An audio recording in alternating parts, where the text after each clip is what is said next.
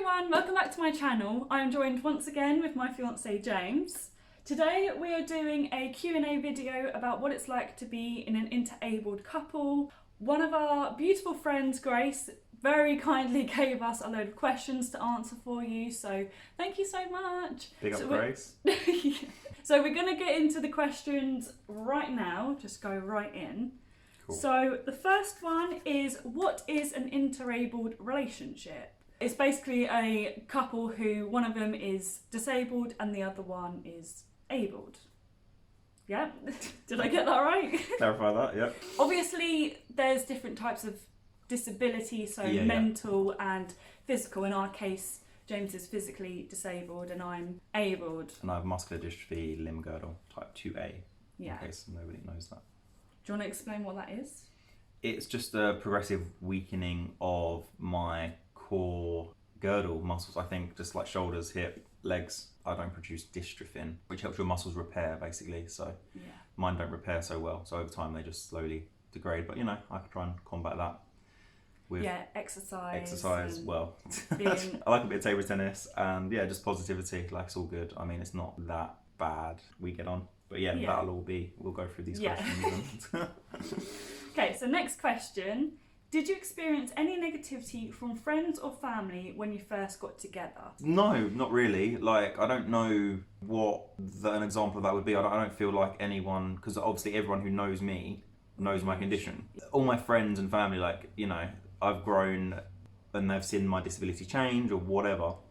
But yeah, like Sophia obviously like came in to our lives and my life and then just accepted it really, and I think people could see that, and that's like such a admirable trait. Not that I'm a burden. I think that's another question we'll probably go into.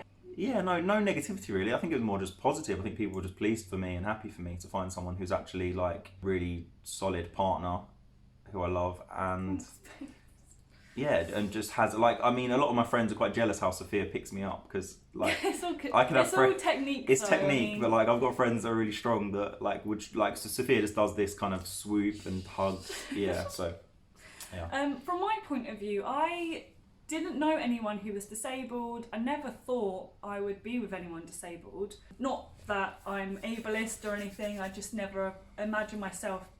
Why would you? Well, I don't know. It's a weird one, isn't it? Because here we are, almost 8 years later. So we kind of have a bit of a joke. When James came into UCA, like for the first time that I saw him, I didn't think he was disabled. I had no idea. So we kind of have this joke that he kind of misled me. Catfish. Well, that goes back to the thing that I was saying where it's like my muscles degrade. So I was able to walk a bit more. 8 years ago, I could, like, on some of our first dates, I was walking a bit more. But I can still walk, and obviously I use my chair outside now, my wheelchair. But so actually, like on the face of things, I'm quite fortunate in that sense that my disability doesn't really, I don't look like I have a condition unless you see me walking or like, you know, struggling. So just to go back on, obviously my point of view on, did I experience any negativity from friends or family when we first got together? There wasn't negativity, but I could tell, especially a few family members, they were worried that I wouldn't have, hang on, I need to like really work on my wording here. I think they were just a bit cautious because no one in my family is physically disabled. So I think they were just cautious and a bit sort of protective over me, but obviously having met James, they know that, you know, he's fine and just gets on with things, and we work really well together. Half of it's like, probably more than half of it's like your mental state, not like what your body can do. I think like 110%. For me and disability is always about your mental state, and maybe we'll brush upon that in more questions, but most of it's just how you are in your head and how you envisage the world. Love that. Right, let's go on to the next question. So, have you had to deal with any discrimination? In the couple or just discrimination in general? I definitely got it when I was like in that weird phase between like I can still move a bit but didn't always use my wheelchair. So like people would obviously comment on the way I walked and stuff, and I've definitely started a few fights or arguments in that sense. Too right, I mean, I've always had quite like funky cars, like my I've just sold it now, but like quite sporty Audi S3, and like I got a lot of looks and comments just pulling into disabled bays in that, because like, I mean it was loud, it was quite boy racery and loud and proud. yeah, mainly by old people. Like if you're watching, old people, like young people can be disabled.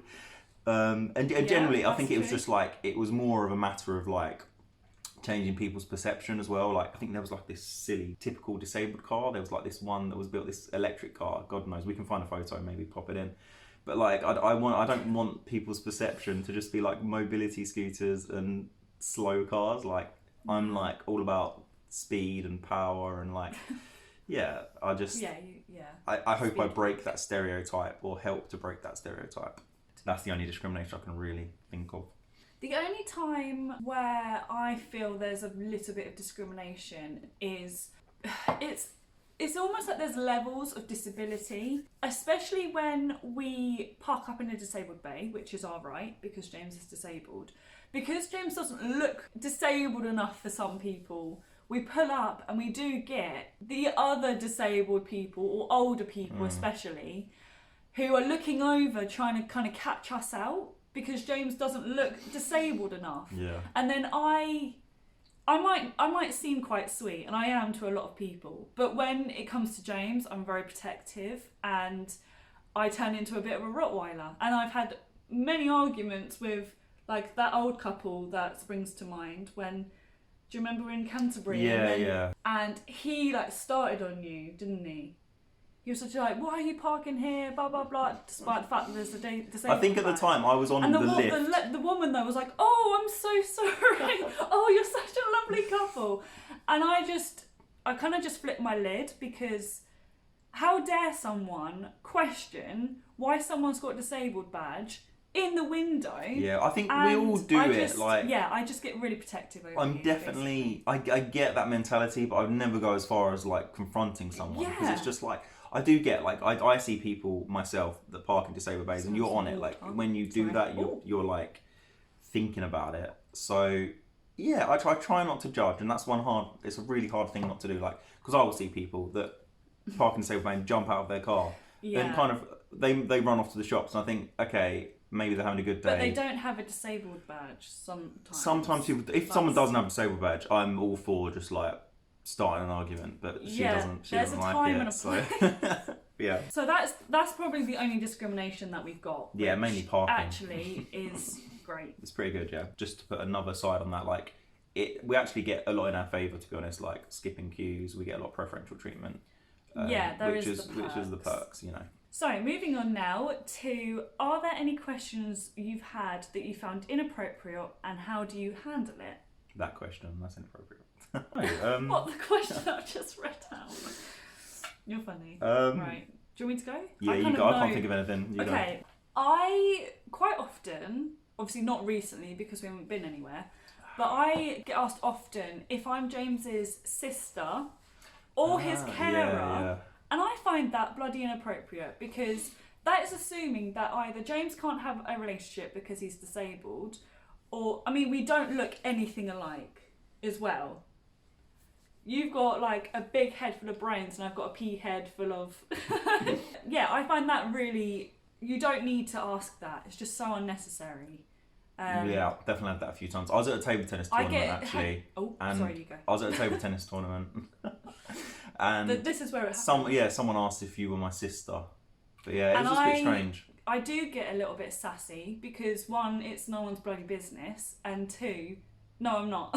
So I did get a bit off with her. There was like another lad there that just was there with a girl, if she would say the same thing. But, you know, inappropriate questions. When I'm out in my wheelchair and my trial ride, everyone's like, oh, that's... Like, I get it. It's a cool piece of equipment. But, like, I'm at the point now where everyone says the same kind of thing. Like, can I have a go? Like, I want that. I bet that's fun. And it's just like... It's really insensitive. Sometimes it's a little bit insensitive because, like, sometimes what people say, like... They're not thinking that I need it. Like, great, I've got a cool bit of equipment because I need it. But 100% I'd rather walk, run if I could. Of course. So I think when people see it, I don't know, like, I don't know how offended I should be, but sometimes, like, if you're just having a bit of an off day, it's a little bit, it, like, grinds on you a bit when someone's just like, oh, can I have a go? And they don't know if I could stand. Like, what am I going to do? Just, like, sit on the floor or something when they have a go and break my equipment that I need? I don't know. It's a bit of a... You're never that rude though. You kind of like awkward smile and then you just carry on about it. Yeah, I try not to be. Another awkward question that I have is asking how we have sex.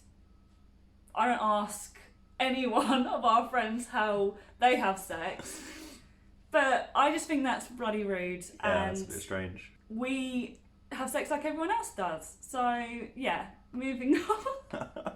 Does your partner feel like he is a burden on you, and how do you reassure him that he's not? Why wouldn't I feel like that sometimes? I think it's like quite natural, quite human to just think, you know, I can't do all the like the building work and the painting and stuff, but like Sophia cracks on and kind of does enough of that for two of us. So I mean, I try and I try and give my like. Yeah, we work together. Yeah, like I will. What word am I trying to say? Like I'm a burden in some ways, but then in some ways I'm not. So I help her like with a hell of a lot of things. Like I can drive for like 27 hours a day. Like I literally, you it give a lot doesn't. more than you realise. I think it's not just about the physical stuff. Like you said, it's the mental stuff as well. It's us talking through and communicating, and yeah, that's like a big part of it. Making decisions, like, you know, you're really great at, if I'm trying to, let's say, put up I don't know, not a picture because that's quite simple. Or like measuring out things, trying to do like calculations. I'm not very good at maths or measuring.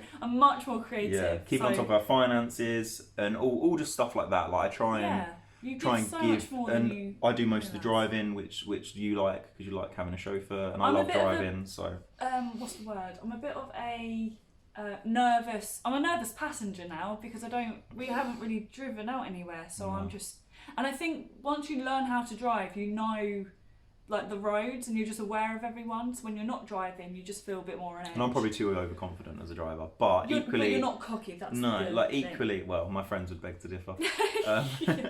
Equally, like so. I'm a burden in some senses, but then who isn't? And it's what you do to make up for being a bit of a burden. If that makes sense. You're not. I completely disagree. Okay. So I think, how do I reassure him? I think like showing how I just like that basically reminded you of what actually you do for us. Right, moving on. So have you ever had to complain to companies for anything inappropriate said, done, or not catering for disabled needs? Oh, again, I'm not disabled knees technically. Yeah, I don't know why I said that. I just stopped before I got to the D and S. I'm not a big complainer. I really just find it awkward and I hate it. Like, obviously there's situations where things aren't quite right and people haven't quite put the correct equipment in for disabled, and like that's getting better over time. Like there's definitely been gigs and things. I think I climbed like a couple of flights of stairs just to go see a gig once. Whereas like a lot of venues weren't quite there, whereas kind of they're getting there now. There was a gig, we saw Ben Howard at Tobacco Dock, and it was just like, it was just a room basically. Yeah. So it was very intimate, but there was, for wheelchair users, you couldn't see if there was crowds. So we got like a cordoned area, and then they started to build a stage for us, and this was all like last minute. But I wasn't the one complaining. Someone else, no, not at all. But someone else complained, and that happened. But then they just kept complaining, and I just wanted to enjoy the gig. Yeah. And this was another wheelchair user.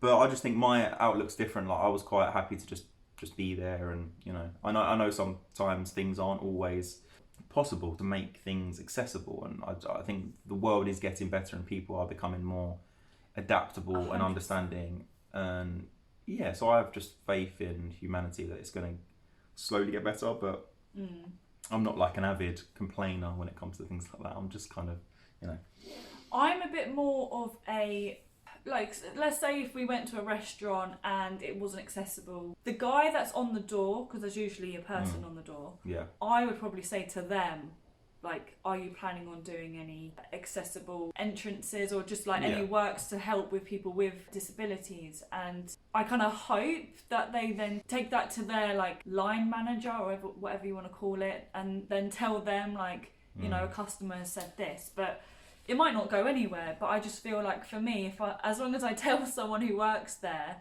that they need to kind of sort it out, then I feel like I've done my bit. But we're not complainy people. I do feel like I'm a little bit like grr in this video, and I'm not really meaning to be. I'm not just at very all. protective. I think the topic of the video means that we're going to be like. It's not like, it's not a comfortable. I don't feel very comfortable doing this.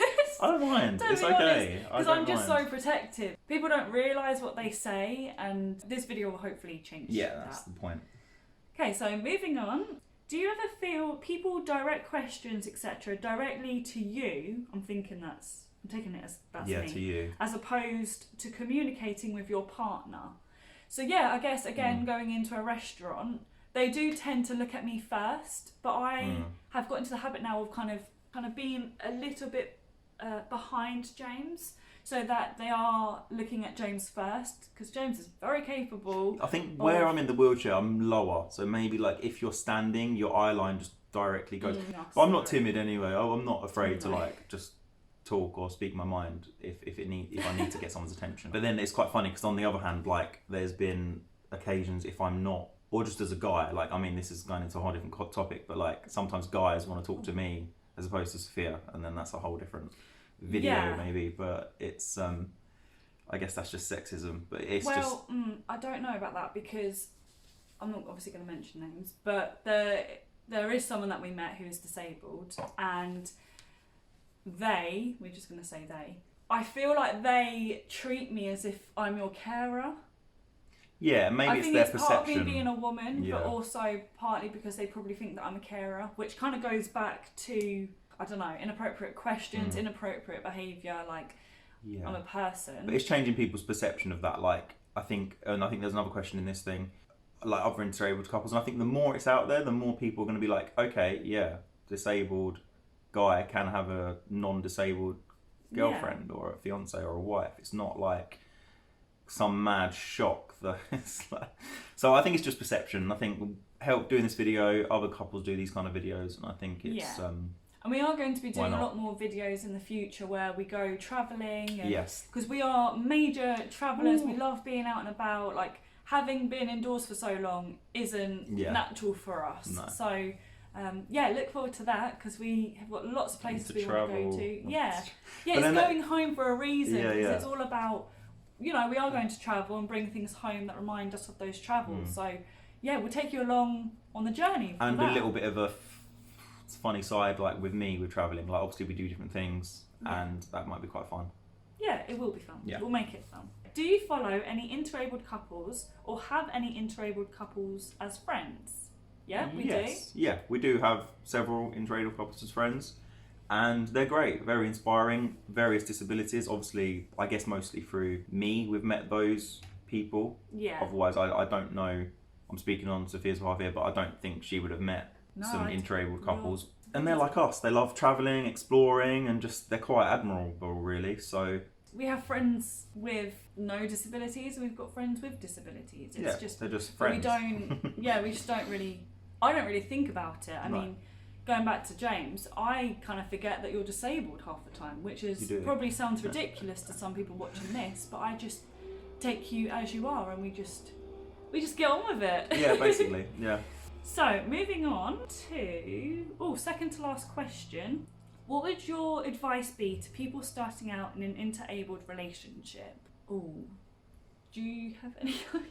I just don't judge a book by its cover. Like, I don't know. Yeah, if you're starting out, or if say you're about to go on a date with someone in a wheelchair, don't just think because they're in a wheelchair I can't do certain things. Like, say you've met someone on Tinder or whatever, and they happen to be in a wheelchair, or they have one leg, or I don't know, or even mental difficulties. Like, it's about their mindset. So get to know them as a person before you get to know their disability, essentially. And I think that's what happened with us. Like, Sophia fell in love with me as a person, not like me as in someone who's got a disability. Like, and it was different because it wasn't as obvious, but it kind of was in the first couple of dates. So if that was because Sophia had to stamp, and we talked about that in the last video. So it's quite funny looking back on it now, because that's part of your relationship journey, I guess. Give us disabled guys and girls a chance, we're cool.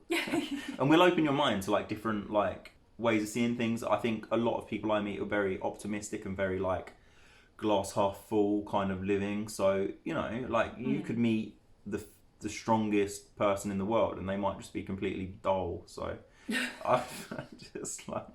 You've got to be with someone for their personality, essentially. 100%. So looks only take you so far. And I think it comes into like, it can be quite shallow. Like, I know not everyone's going to take on like a disabled interabled relationship, but look beyond being shallow and just avoiding people because of they a visible disability. Or maybe I should have said this when we were talking about you potentially being a burden, which you're not.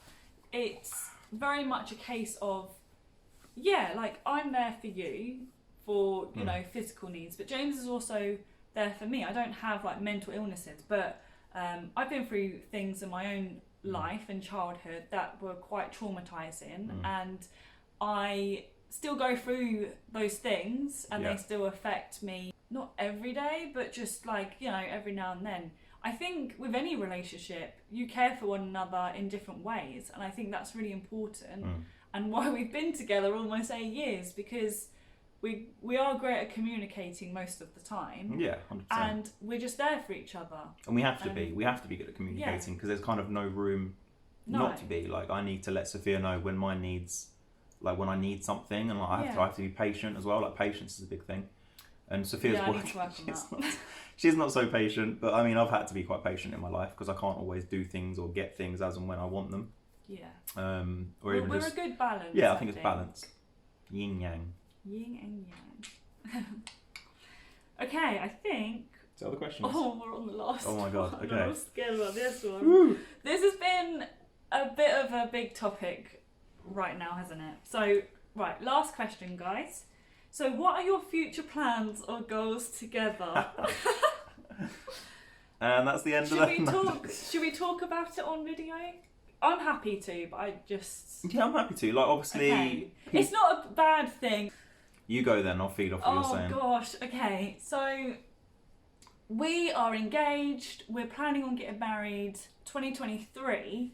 We're also thinking about having children, and that's a big thing.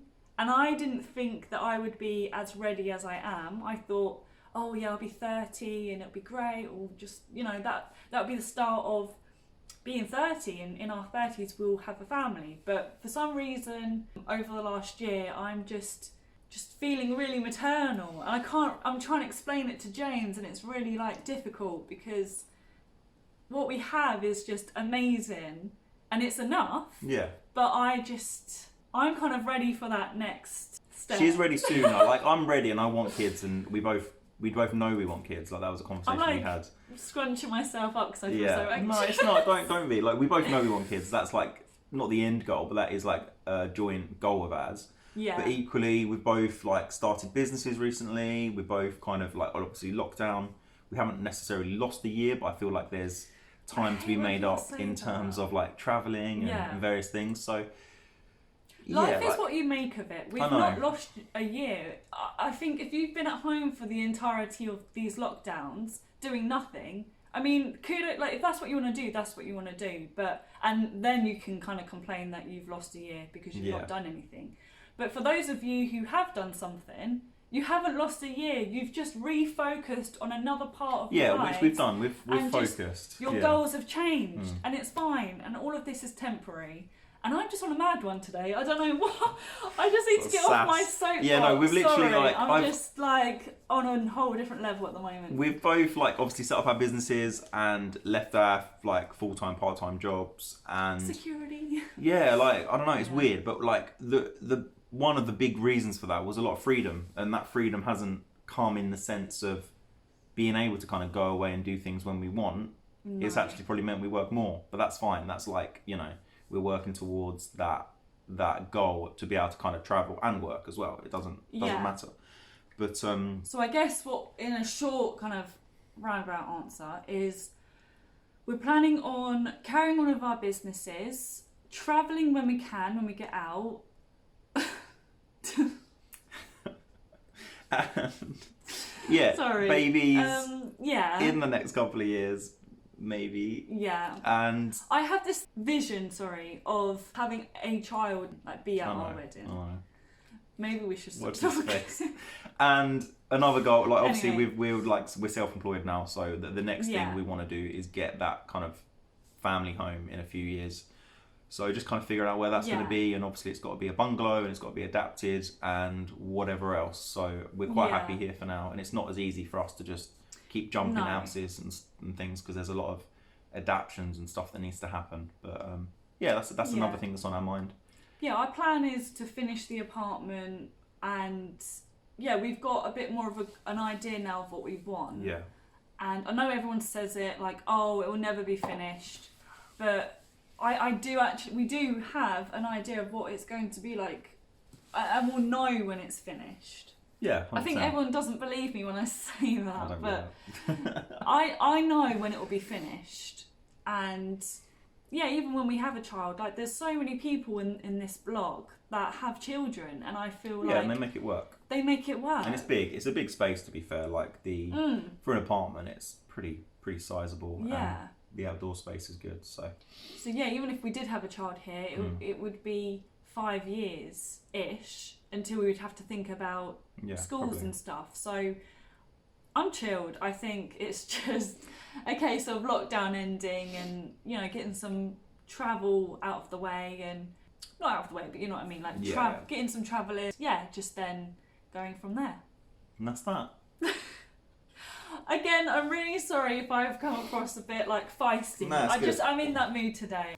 Like, subscribe, follow, share. Thank you so much for watching. I hope you enjoyed the video. Yeah, like you said, subscribe, like the video, and let us know down in the comments below what you thought, or if you have any other questions.